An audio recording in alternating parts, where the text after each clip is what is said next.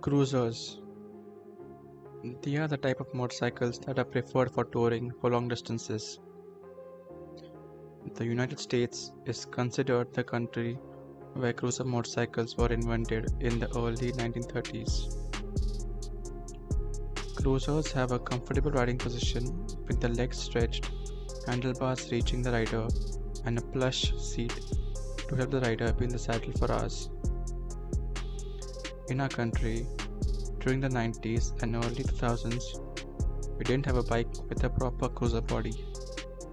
However, we had the Royal Enfield Bullet and Electra. But then we got our first cruiser, the Bajaj Kawasaki Eliminator. It had a 173cc air-cooled engine that churned out 15.4 PS of power and 13.7 Nm of torque. It was introduced at a starting price of 87,000 ex-showroom Delhi. At the time of launch, it was the costliest bike in India. But during that period, there were very few motorcycle enthusiasts in our country, and people were more inclined towards buying a car rather than spending a big amount for a bike. So the Eliminator did not fare well in the market. But then comes the Bajaj Avenger, and it was a hit. I feel it sold well as it came from Bajaj and people had trust in the brand. But even though Bajaj advertised the Avenger as a cruiser, it had an engine of a street bike. The Avenger was given a 180cc air-cooled engine borrowed from the Pulsar. And over the years, when the Pulsar was launched with a 200cc and 220cc air-cooled engine, the same was passed on to the Avenger. Now let's get to the star of the video, the Meteor 350. The Meteor is like a Viksit rope of the Thunderbird 350. It looks nice, has a refined engine, a comfortable riding position, and enough power for touring. But should you buy this in 2025? Let's find out.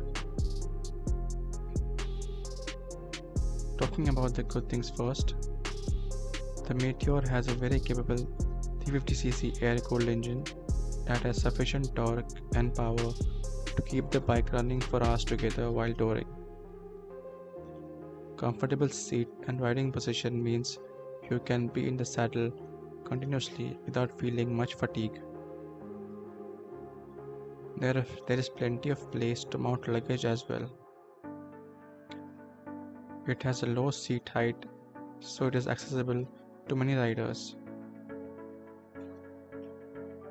It weighs 191 kilos, that is 4 kgs lighter than the classic 350. But it feels much more lighter than this thanks to the way the weight is distributed. So riding in city traffic would be easy as well. Now coming to the negative things. Sadly, many of the good things that I've mentioned earlier will turn to negative things thanks to the road conditions of our country. Being a cruiser, the Meteor has a low ground clearance of 170 mm, due to which the suspension setup has been kept stiff so that the bottom does not hit the ground if you go through a pothole or a big speed breaker. So you literally feel every bump of a broken road. And the seating position is such that every bump will hit first on your lower back. Unlike street bikes and adventure bikes, where you feel the bumps on your knees first and then your back. This can make touring difficult, even city rides for that matter. Second thing is that it has a heavy clutch.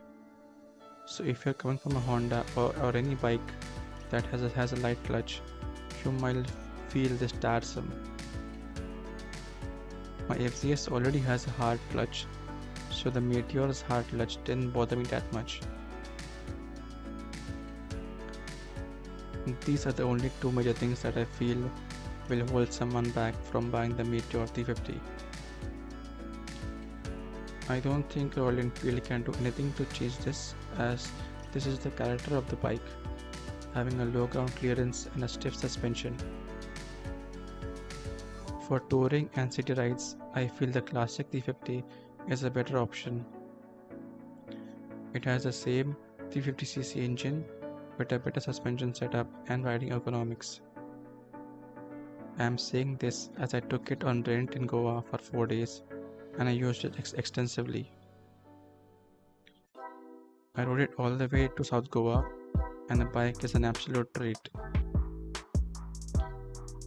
I understood why the classic 350 is a hot seller out of all the Royal Enfield lineup. The video of that will be coming soon, so do subscribe and click on the bell icon to get notified. Now coming to the title of today's video, should you buy the Meteor 350 in 2025? Well, that would depend on the rider. If you're someone who has ridden and enjoyed cruisers like Avenger or Thunderbird, then you won't be disappointed in the Meteor, as it is the same bike with an improved engine. But if you are new to this category, I would advise you to take a test ride, as it would give you a taste of what cruiser motorcycles are all about, and you'll find it easy to make the decision if you'll be able to live with this motorcycle or not. After I took a test ride, within 10 minutes I realized that this bike is not for me. So I'm sure you will figure that out too. I'll see you in the next video. Till then, take care and ride safe. Thanks for watching. Goodbye.